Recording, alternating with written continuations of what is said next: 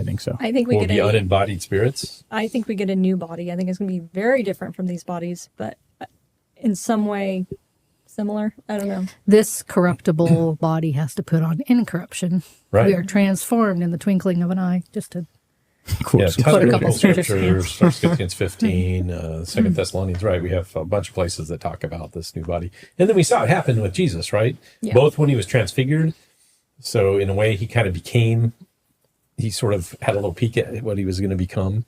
But then after he resurrected, he also came bodily, but he had a little different situation, right? He could phased walk through through walls. walls. He could, Yeah. but he still ate fish. So that's the cool thing. You know, that's what I'm talking about. I mean, we're going to have the wedding supper of the Lamb Right. in heaven, and so there's hope. that I we hope can there's still something eat. other than fish to No, eat. no, here's the thing.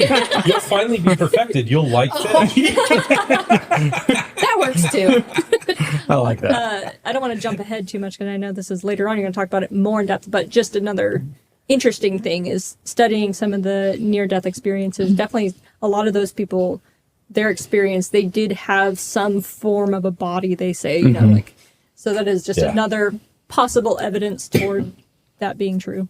But it's cool. I mean, that body's going to have all sorts of cool capabilities, I think. And we see peaks of that now. Yeah. And I think we're jumping to the quantum piece a little bit, but I think these bodies are a collapsed version of what our real body is anyway. I think well, those will be our real body. I think there's this whole universe that God created that this is, like Einstein said, this is kind of a special case.